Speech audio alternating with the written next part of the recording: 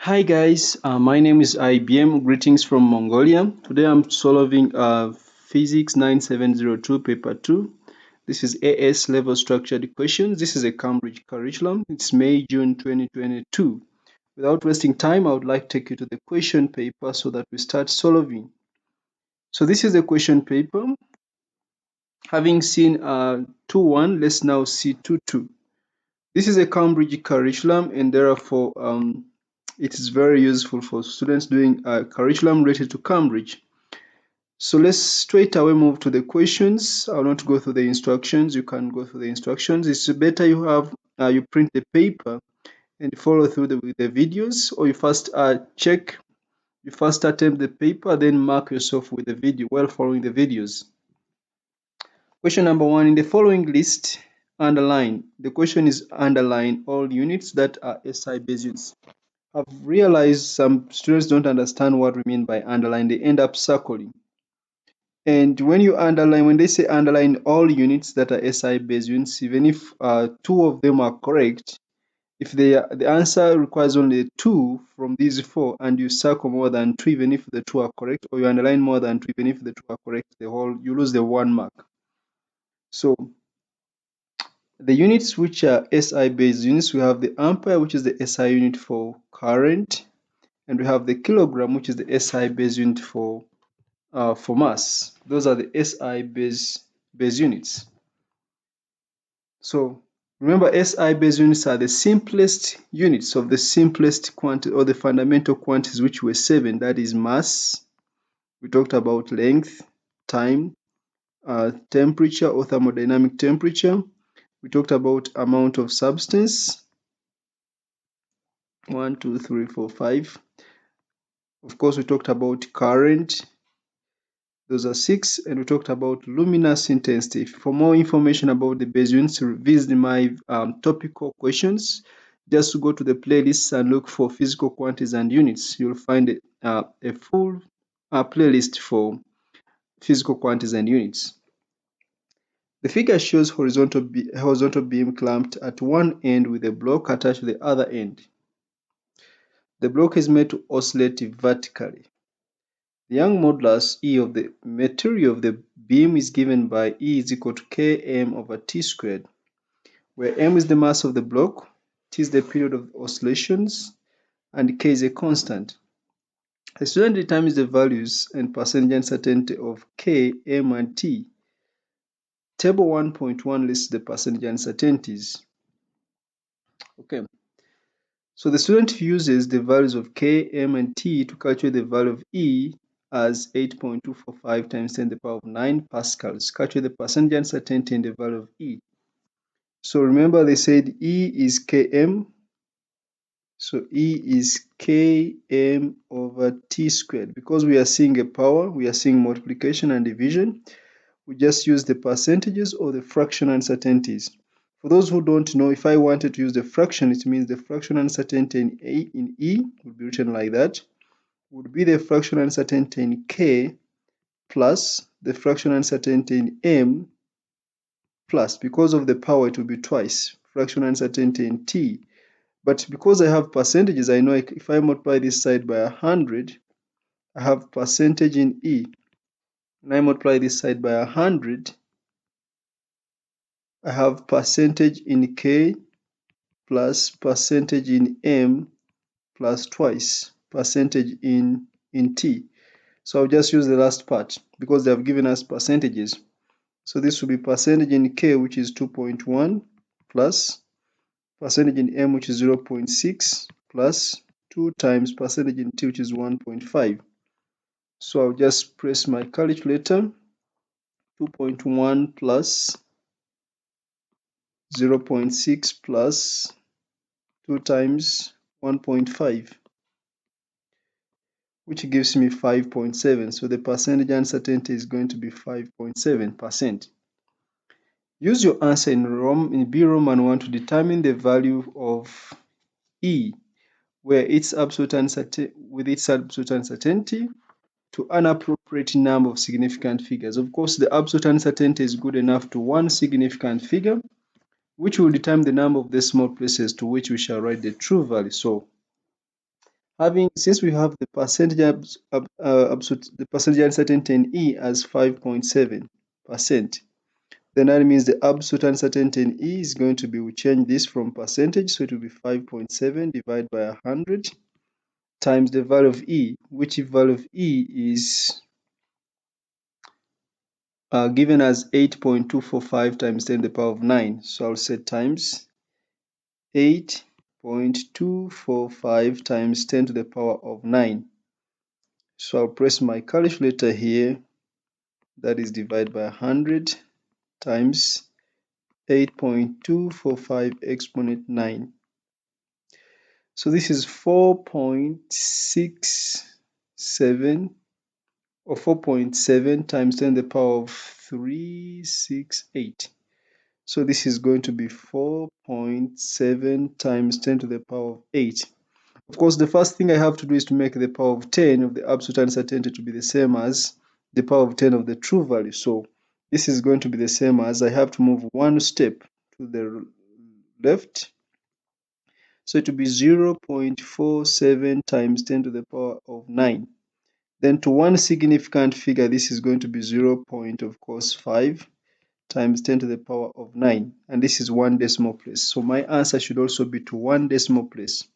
So the power of 9 has been given here, so I'll just write here 0.5, and here I'll write it is one decimal place, so here I'll write one decimal place, so it will be 8.2. The number of decimal places are the same for the true value and the absolute uncertainty. Okay, question number 2. A sphere is attached by a metal wire to the horizontal surface at the bottom of a river as shown in the figure. The sphere is fully submerged, and in equilibrium. So if it is in equilibrium, the resultant force is 0, the resultant moment is 0. With the wire at an angle of 68 degrees to the horizontal. Okay, so I'll just draw a horizontal line through the sphere. Of course, there is a force which is acting vertically downwards, which must be its weight. So if this angle is 68, this angle must also be 68 degrees. The weight of the sphere is 32 newtons, so this is 32 newtons downwards. The upthrust acting on the sphere is 280, so the upthrust of course acts upwards.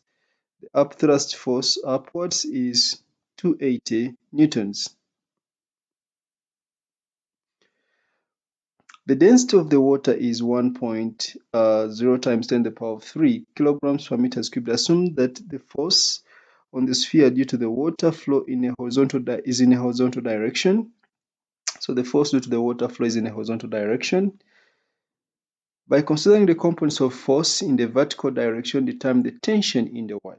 Okay, because the object has force an upthrust upwards, and the weight is acting vertically downwards, the wire is fixed to the bottom, so the tension must be downwards. So because the tension is always away from the object, so the tension must be pointing downwards. So I want to find the tension T. So I have to first of all resolve the weight.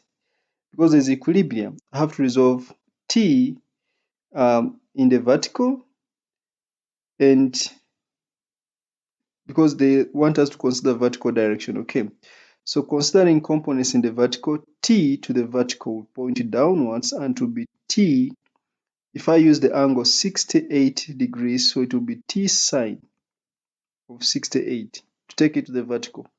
To take it to the horizontal, it will point in this direction here, and to be T cos of 68. So I will simply say that T sine of 68, which is vertical downwards, plus the weight, which is 32 newtons.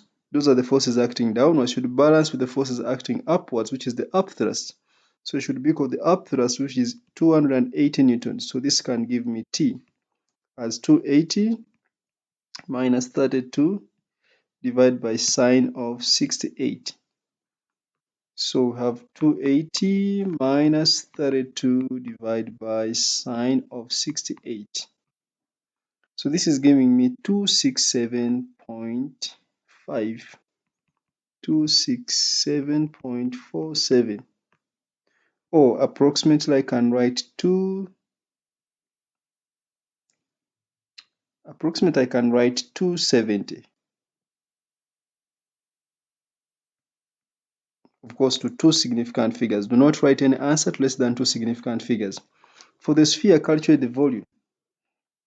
So we know that the volume of the sphere is the same as the volume of the liquid it displaces. It is the same as the volume of the liquid displaced. And we also know that the upthrust is equal to the weight of the liquid displaced.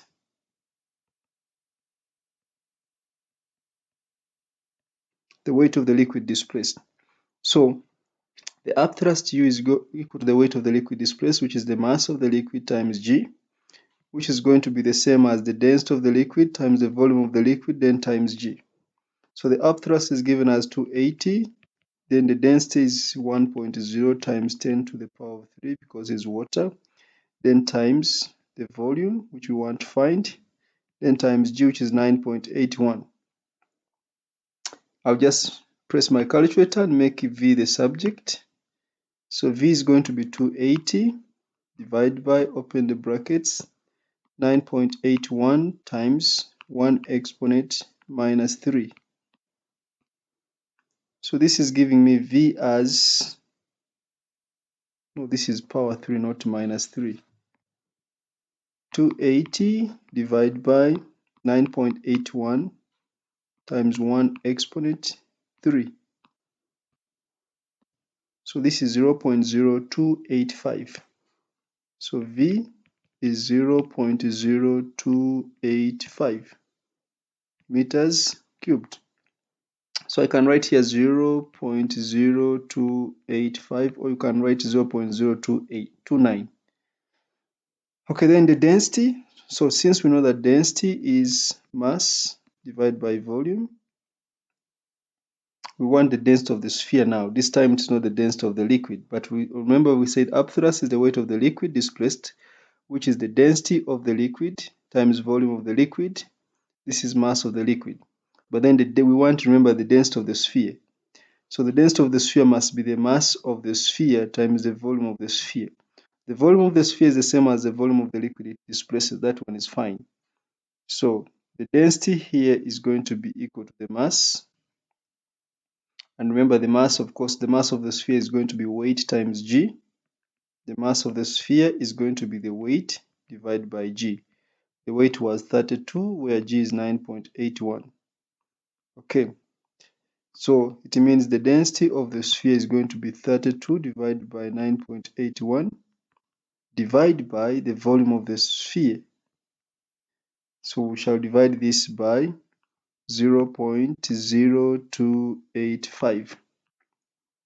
So 32 divided by 9.81, that's what we get. Again, divide by 0.0285. So this is 114.45. So 114.45 or 446, or I can just write 110 to two significant figures.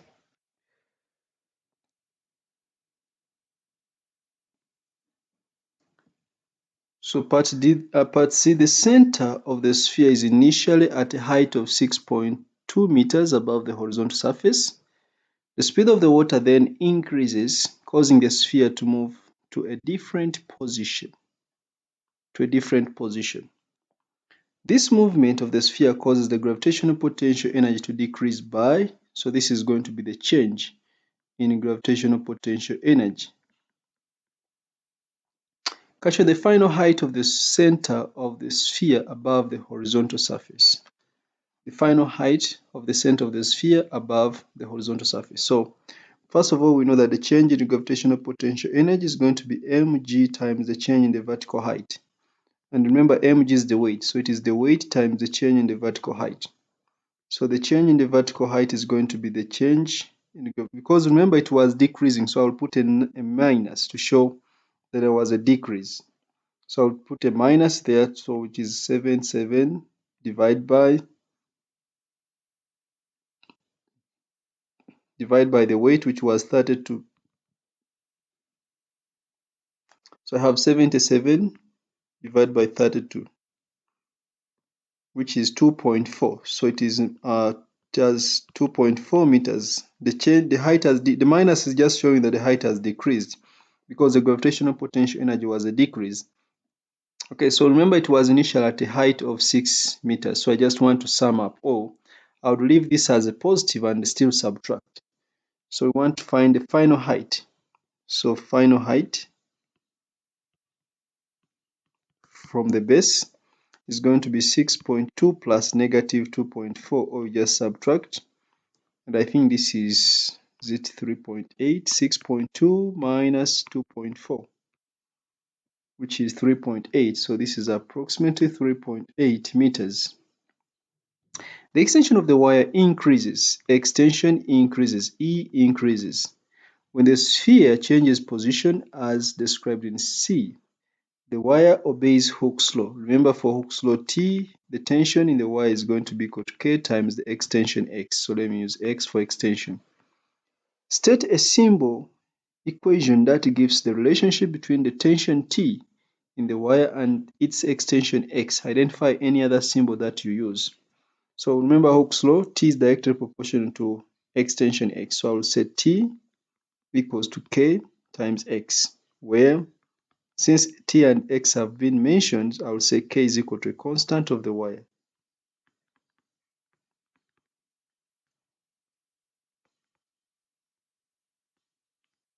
So K is a constant of the wire. Alternatively, I would use, I know Young modulus is equal to force over area, and sorry, that is force over area, then divide by strain, which is times, which would be original length over extension X. So it means T would be equal to Young modulus area extension divided by L. So I'll just define this one. So I will say T, which is force, is Young modulus times area over L, then times the extension. They said we define everything that is not given in the equation. So I would say A is area, and I will say E is Young modulus,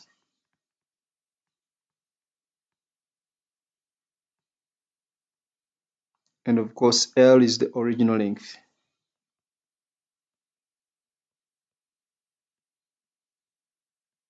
L will be the original length. Okay. Before the sphere changed position, the initial elastic potential energy of the wire was 0.65 joules. Initial elastic potential energy. The change in position of the sphere caused the extension of the wire to double. So the extension has doubled. It's now twice. Calculate the final elastic potential energy of the wire after the sphere has changed. So I'll just use simple mathematical skills. I'll just use elastic potential energy is equal to a half K x squared, because K is going to remain the same. So initially, I will say E1 is equal to a half K times x squared, where initially E1 is 0.6865. E is standing for elastic potential energy this time.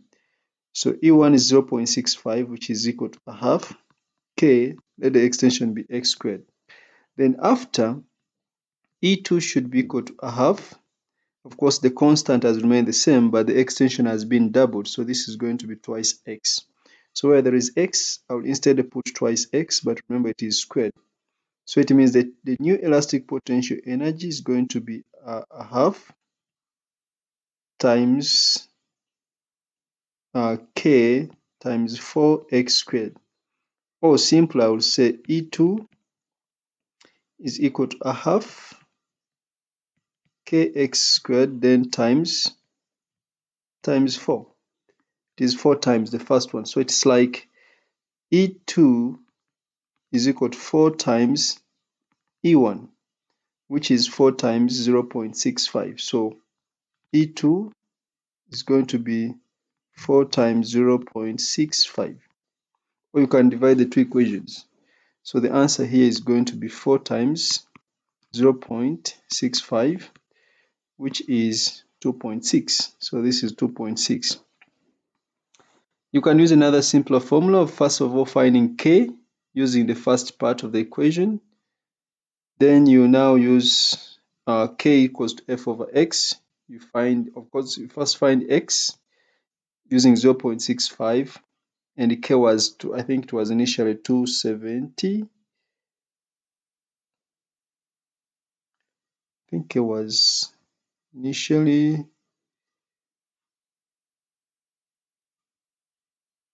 okay, initially the tension was 270, so we can use a half fx, so we use f as 270, then we can find a new force and then find a new elastic potential energy, but this is a direct method. A man standing on a wall throws a small ball vertically upwards with a velocity 5.6 meters per second. It is vertically upwards. The ball leaves, so if it initially goes vertically upwards, the acceleration must be negative g. Negative. The ball leaves his hand with when it is at a height of 3.1 meters above the ground as shown in the figure. Assume that air resistance is negligible, which means acceleration remains constant.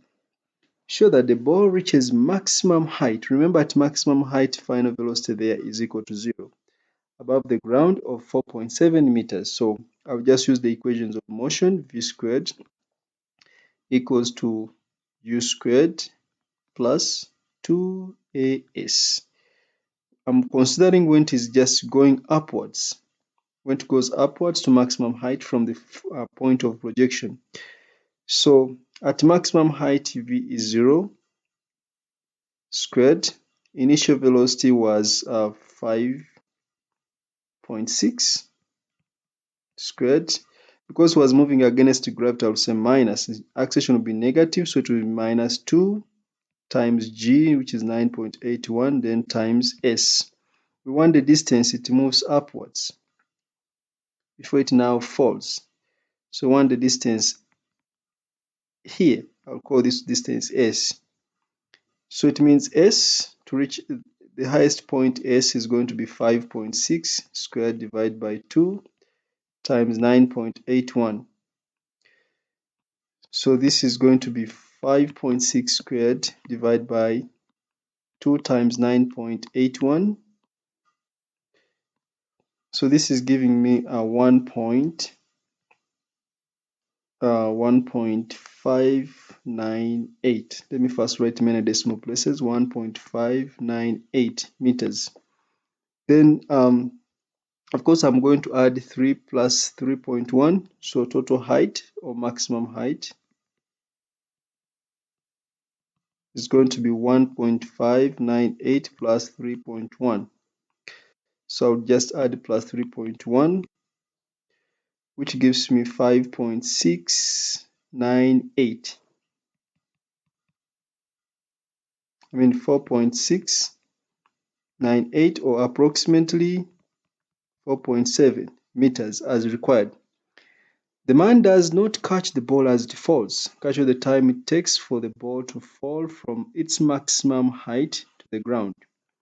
So from its maximum height to the ground, so I will use S equals to UT plus a half 80 squared. So we are saying from maximum height. If we consider it falling from maximum height, it means starts from rest, from the highest point starts from rest. It is falling from the highest point where it momentarily stops. When it went up, it momentarily stopped before it started falling down. So initial velocity is going to be 0 from the highest point. So u is going to be 0. And of course, it will fall through a vertical distance that we have just calculated as 4.7. So we shall say 4.7 equals to initial velocity is 0, so u will be 0. So I'll just add a half times a, which is 9.81, then times t squared. So I'll make t the subject. I'll just press my calculator. 2 times 4.7 divided by 9.81 under square root. 2 times 4.7 divided by 9.81 square root of the answer. which is 0.9788 or approximately 0.98. So that will be the time it takes to reach the ground from the highest point. The ball leaves the man's hand at time t equals to 0. At time t equals to, that means the initial velocity, remember at t equals to 0, the velocity was 5.6 meters per second. And it hits the ground at time t equals to capital T. So it must be going upwards, then should be coming back until it hits the ground. So here when it is just leaving, it is 5.6. At the highest point, velocity is 0. Then here it hits the ground. Because it falls below the point of projection, then the velocity here must be greater than 5.6. Sketch a graph to show the variation of the velocity v of the ball with the time t from t equals to t equals t. Numerical values of v and t are not required. Assume that v is positive in the upward direction. So I'll start from, if it is positive in the upward direction, so I'll start from somewhere here. Let me see, 1, 2, 3, 4, 5, 6, 7, 8, 9, 10. Let me just take only 5. So 5, this is going to be the starting point. It starts with some velocity. Then it reaches maximum height after some time. Let's say it reaches maximum height at this time here. Of course, the acceleration is constant. Acceleration is equal to negative g, so it is going to be a graph with a negative gradient. So this is going to be a straight line which continues down to show a change in direction. So I'll draw a straight line which continues because it reaches the ground at time t, so it should touch the extreme end. So I'll draw a line here. Of course, it hits the ground with a higher velocity than before, so it should stop at a higher value on the vertical, on the velocity axis. Okay, so that will be my graph. You notice that the velocity here is smaller than the velocity represented here because it hits the ground. It falls below the point of projection, which means it hits the ground with a velocity higher than the one it was projected. If it was coming back to the same level, then this part here would be the same as the other one, which would mean it returns to the hands of the man with the same velocity, but it's not the case. Why is the line a straight line? Because the acceleration is constant. And why does the line have a negative gradient? Because it was initially projected vertically upwards, that is against gravity. State what is represented by the gradient of the graph. Of course, the gradient represents the acceleration. Acceleration of the ball. The man now throws a second ball with the same velocity, that is 5.6 meters per second, and from the same height as the first ball. The mass of the second ball is greater than the mass of the first ball. Assume that air resistance is still negligible. Okay. For the first and second balls, compare the magnitudes of their accelerations. Of course, acceleration will be got from v is equal to u plus at, or v squared is equal to u squared plus 2as. We don't see mass coming anywhere in these equations where acceleration is constant, so the magnitude remains the same because the acceleration is not dependent on the mass. So it will be the same because acceleration is not dependent on mass. The acceleration is not dependent on mass. In fact, the acceleration we're considering here is depending on the gravity, which is due to the Earth if we are on the Earth's surface. Then the speeds with which they hit the ground. Still, the mass the only thing that has changed here is the mass, and we are seeing the equation of speed relating to acceleration. There is no mass, so the speed will be the same. So same speeds, because it will be not dependent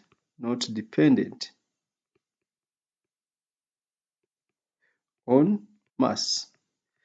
Mass will only come into play if air resistance is not ignored. But if air resistance is ignored, the mass does not affect the speed because it does not affect the acceleration. So the answer will be the same speeds because it's not dependent on the mass. if the acceleration is constant.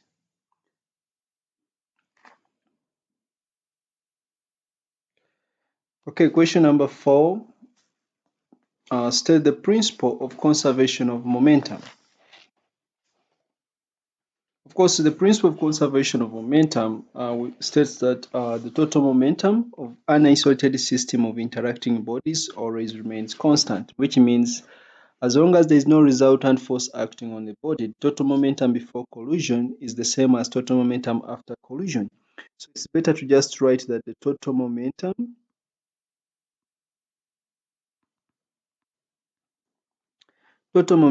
of an isolated system of interacting bodies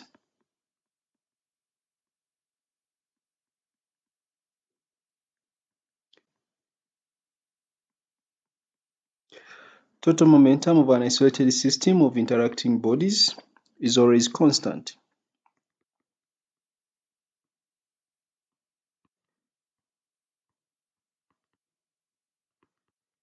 Total momentum of an isolated system of interacting bodies is always constant, and I've said an isolated system is one on which there is no resultant external force acting. So that is isolated.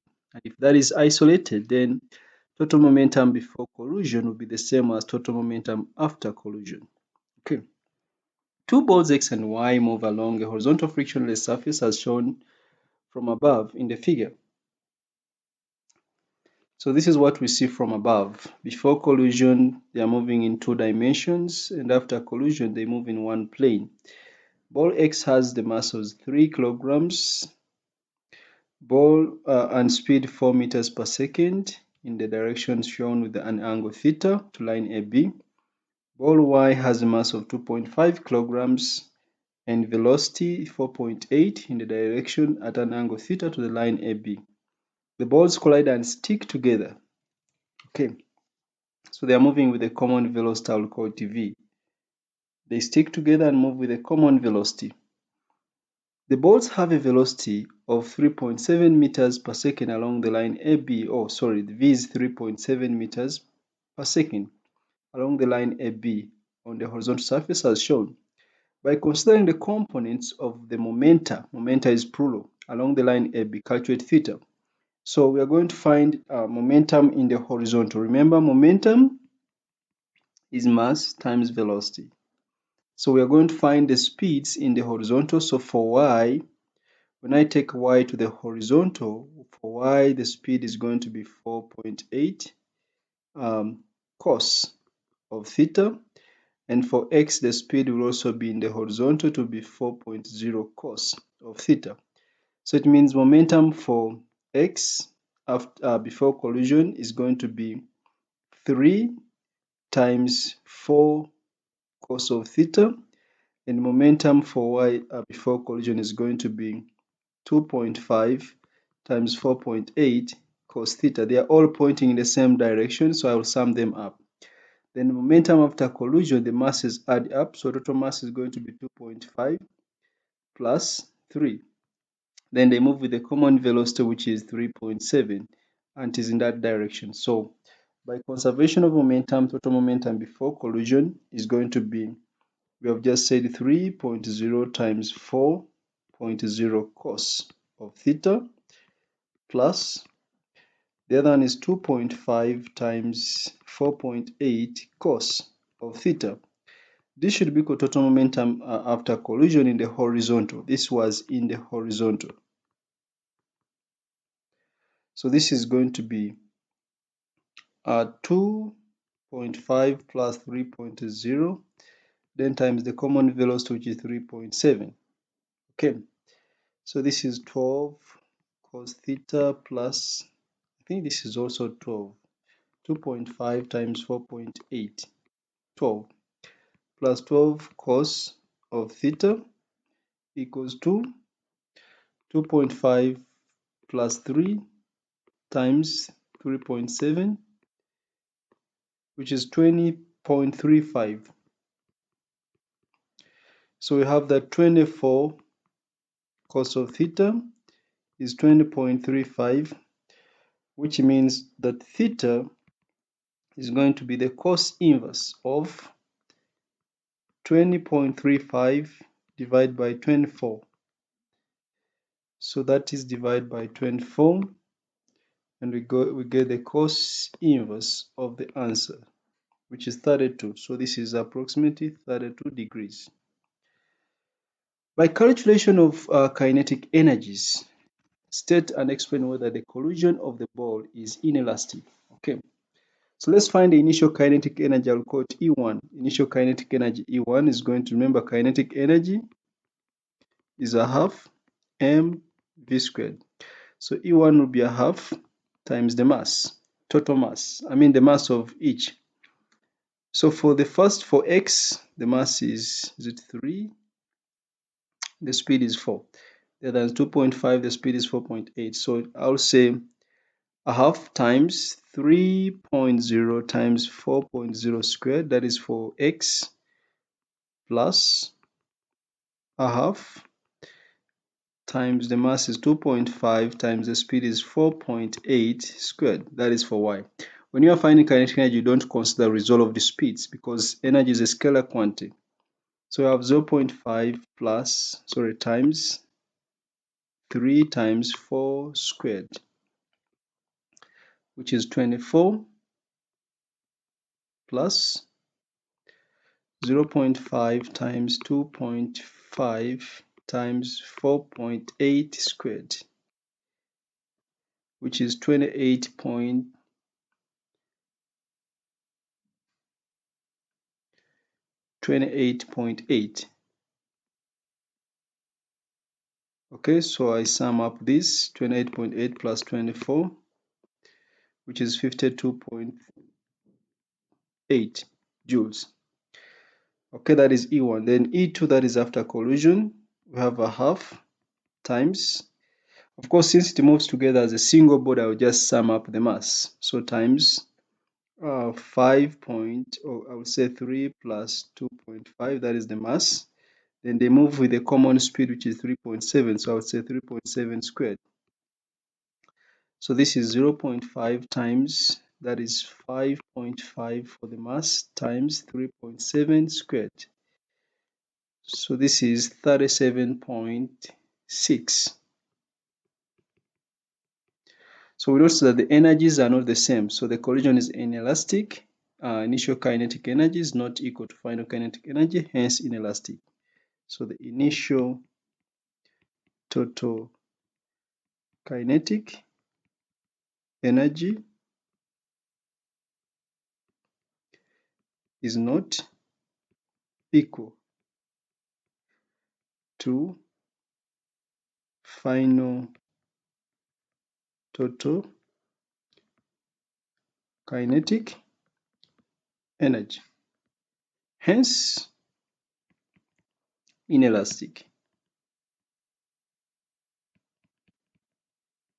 If the energies were the same, I would say the total kinetic energy before, or I would simply say kinetic energy is conserved, the collision is inelastic. So here I could also say kinetic energy is not conserved, hence the collision is inelastic. Or you would say kinetic energy is not conserved, hence inelastic. Okay. Light from a laser is used to produce an interference pattern on a screen as shown in the figure. So this is a double slit. The light of wavelength 660 nanometers normally on two slits that have slit separation. So this is wavelength slit separation, which is A. The double slit is parallel to the screen. The perpendicular distance between the double slit and the screen is 1.8. So this is capital D. The central bright fringe on the screen is formed at point O. So at O we have a central bright fringe where the path difference is 0. The next darker fringe below point O is formed at point P, the next darker fringe.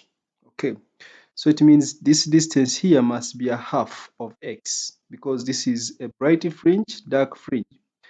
and this is a bright. So this from O to Q, this is X. So O to P is a half of X, where X is the separation distance between successive bright fringes or successive dark fringes. The next bright fringe and the next dark fringe below point P are formed at points Q and R respectively. The light waves from the two slits are coherent. So what is meant by coherent? Of course, we say coherent means a constant phase difference between two waves.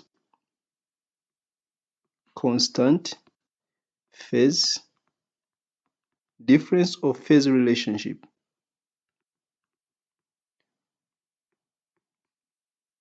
between two waves.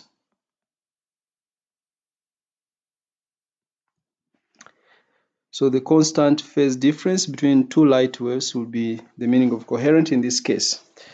For the two adjacent waves, superposing at R, calculate the difference in their path lengths in nanometers from the slits.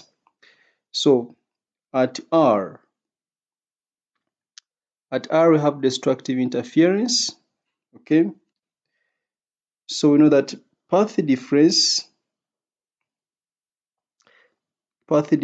because this is going to be the first darker fringe, which corresponds to a path difference of a half of wavelength. Then the second darker fringe corresponds to path difference of 3/2 of wavelength.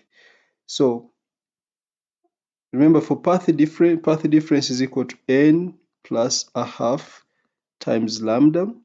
For n equals to 1, 2, 3, and so on and so forth. So the first one is n equals to 1, which is at P.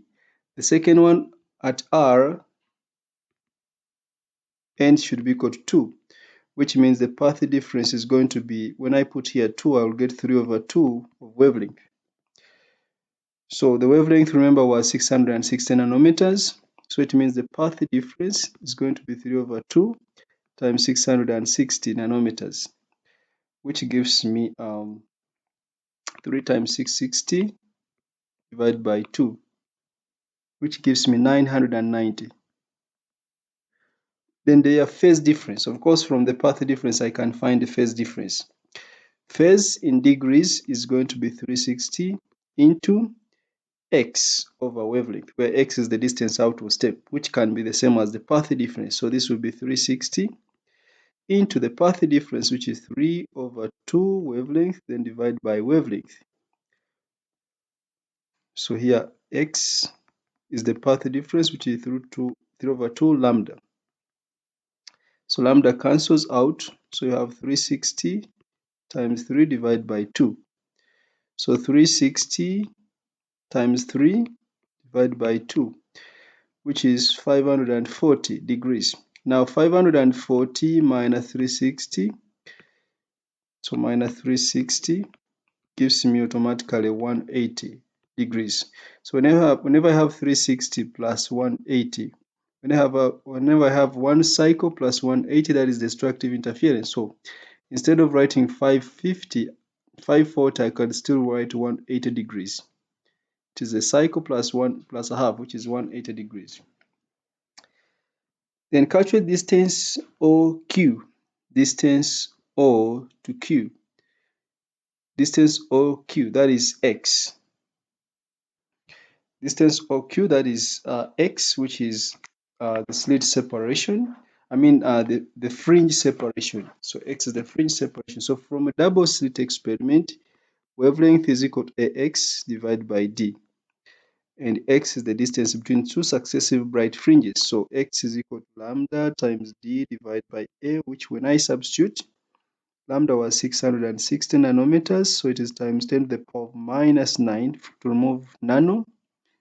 D was given as 1.8, and the slit separation was 0.44 millimeters. Okay, so this will be divided by 0.44 times 10 to the power of minus 3. So I'll press my calculator. 660 exponent minus 9 times 1.8 divided by 0.44 exponent minus 3 which gives us 2.7 times 10 to the power of minus 3. So this is 2.7 times 10 to the power of minus 3. The intensity of the light incident on the double slit is increased without, so intensity is increased without changing the frequency. So the wavelength frequency is not changed, so that means the wavelength is remaining constant. Describe how the appearance of the fringes after the change is different from and similar to their appearance before the change.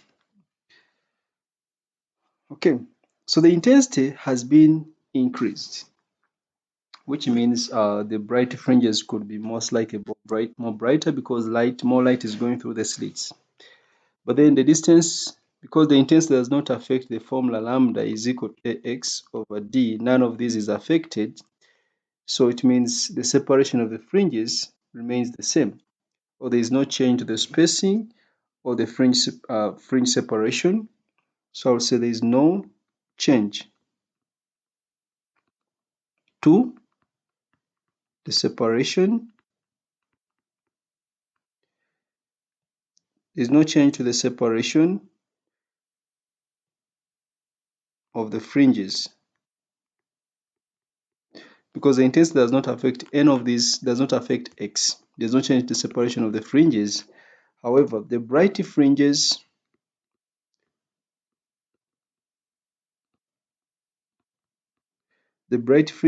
are more brighter or are brighter.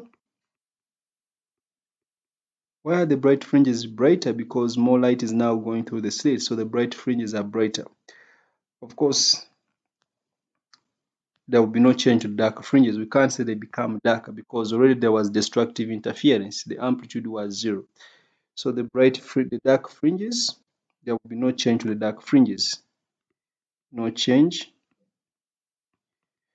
to the dark fringes.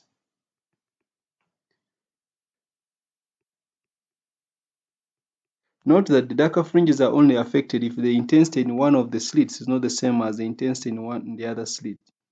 If we have two slits and we change the intensity here to be different from the intensity here now, the darker fringes will no longer be dark. They will be a little bit lighter. So because there will no longer be total cancellation. If the intensity here is not the same as the intensity here, there will be no longer total cancellation, so the darker fringes will no longer be dark. They will be a little bit lighter. Then the brighter fringes will be, if the intensity has been reduced, the brighter fringes will be less brighter. If the intensity in one of the slits has been increased, the brighter fringes will be more brighter. Okay, so this answers this particular question. There will be no effect on the dark fringes. The light of wavelength 660 nanometers is now replaced by blue light. Of course, blue light should be having a wavelength less than 660. So the wavelength has been reduced because 660 nanometers is approximately red. It's very close to red. So the wavelength has been reduced. Set and explain the change, if any, that must be made to the separation of the two slits, that is A, so that the fringe separation on the screen remains the same, that is x. So look at lambda is equal to ax over d. And wavelength has been reduced. D is a constant. So wavelength has been reduced. We want x to remain the same. You notice that wavelength is directly proportional to A. If the wavelength has been reduced, then the separation between the slits should also be reduced so that x and d remain the same. Okay, so I will simply say blue light has a shorter wavelength. Blue light has a shorter wavelength.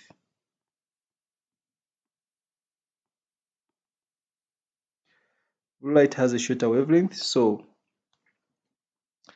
we should decrease the what?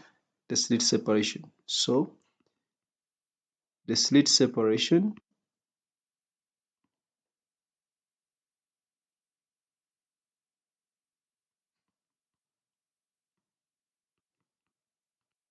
should be decreased because wavelength is directly, or since Lambda is directly proportional to what? To A. The wavelength is directly proportional to the slit separation. Since the wavelength has been reduced, then the slit separation should also be reduced. As simple as that. A network of 3 resistors, R1, R2, and R3 is shown in the figure. The individual potential differences across resistors are V1, V2, and V3. The current in the combination of resistors is I, and the total potential difference across the combination is V. Show that the combined resistance R of the network is given by R is equal to R1 plus R2 plus R3. So total PD, because it's being divided, V is equal to V1 plus V2 plus V3. Of course, we know by Ohm's law, V is equal to I times R. So I'm just going to substitute. Where there is V, I'll put I times R. Where there is V1, I'll put I times R1 because the current is the same. Then plus I times R2 plus I times R3, which therefore implies that R is equal to R1 plus R2 plus R3. So the mark is just for stating this and this statement here, and just showing the algebra equals to that, as simple as that.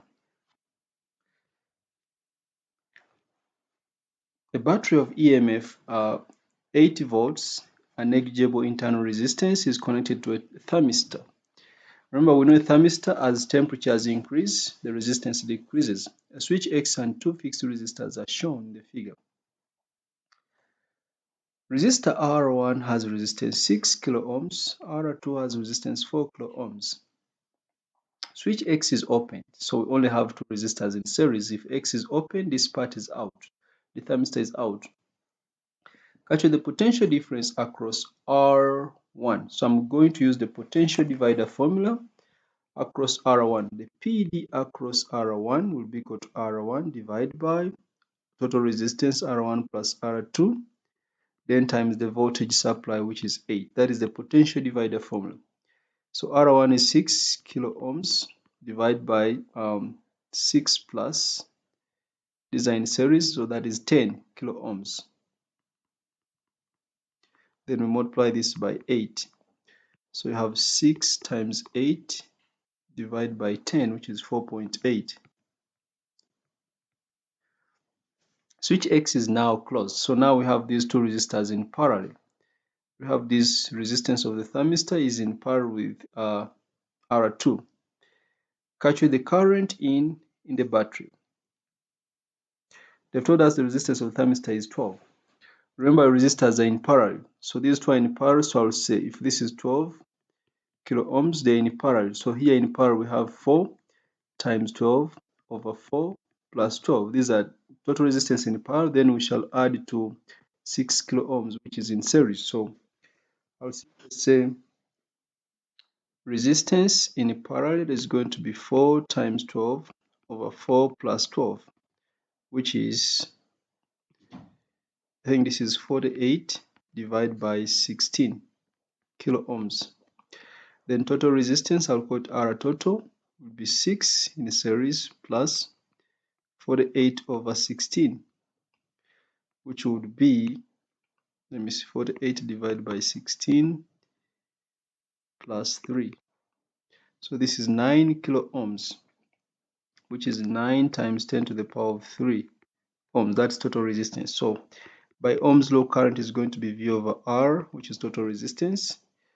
So we want the current in the battery, which is total current. So this is going to be 8 divided by 9 times 10 to the power of 3. So 8 divided by 9 exponent 3. So that is 0.008 is the one which is recurring, 0.0008888 recurring. So I'll have this as 8.9 times 10 to the power of 4 minus 4.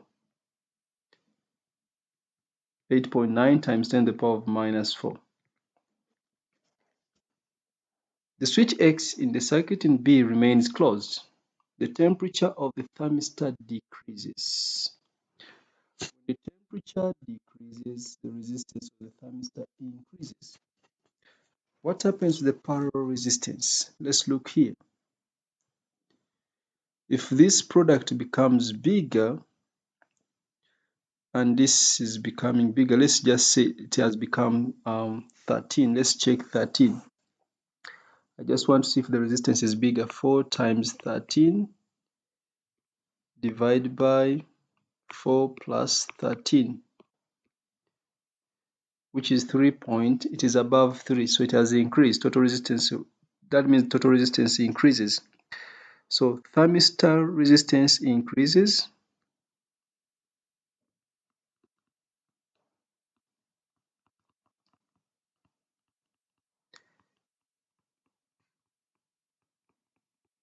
The thermistor resistance increases, so total resistance increases.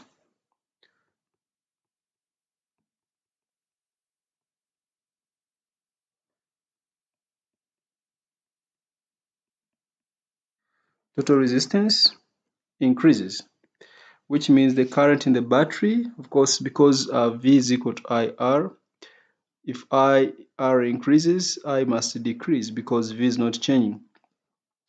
The current in the battery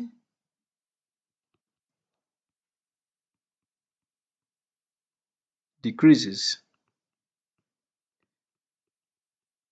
The current in the battery decreases, and you want to, by reference to the current in the battery, state and explain the effect, if any, of the decrease in temperature on the power. So from power equals to, I'll just use E times I, and E is constant, that is the EMF is constant.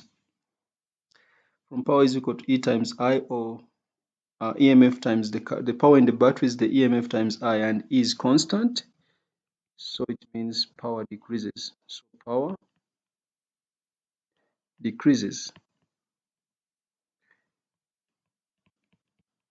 Okay, so the thermistor resistance increases, which means total resistance has increased. When total resistance increases, total current or current in the battery decreases. And from power is equal to the EMF times the current, it means the power decreases. Last is particle physics. The nucleus of cesium-137 decays by emitting beta minus. So beta minus is written as beta minus 0, -1. So it means P is 0, R is -1. So this is 0, -1. So we have to balance this. So this is going to remain 137. So Q is 137 because nuclear number should remain 137 on both sides. Then S, because we have 55 this side we should have 56, so that 56 plus -1 will get 55. So this should be 56. State the name of the class of particles that includes beta minus particle and antineutrino. Of course, these are called leptons. Particles which are not affected by the strong nuclear force. They are particles which are not made up of quarks. A particle Y has a quark composition of D down, down, down, where D represents a down quark. A particle Z has a quark composition of up, anti-up, down, where this is anti-up. Show that the charge of particles Y and Z are equal. So, of course, we know that the charge of a down quark is equal to -1/3e, and the charge of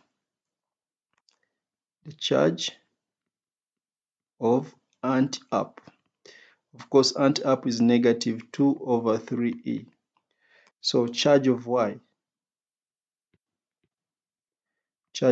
is going to be equal to down, down, down, so it will be -1/3e. I'll just multiply this by 3, or I sum up 3 times, because there are 3 down, down, down, so it is -1/3 times 3, which is equal to -1e. Then let's check the charge of Z is going to be a 2 over 3e plus down, which is negative 1 over 3e, which gives us negative 3e over 3, which gives us negative 1e. So we just conclude, hence charges are equal. Hence, charges are equal. State and explain which particle is a meson. Of course, a meson is made up of a quark and an antiquark. And which particle is a baryon? A baryon is made up of only quarks. And there must be 3. So a meson, that should be Z. They said state and explain, because it consists of a quark, because it consists of a quark and an antiquark. That is a meson. Then a baryon, that should be Y, because it consists of 3 quarks. Because it consists of 3 quarks. So baryons are particles which are made up of 3 quarks. Mesons are particles which are made up of a quark and an antiquark. I think that marks the end of this paper. I think you have learned something from this. You can always leave a question behind. Until next time, bye bye.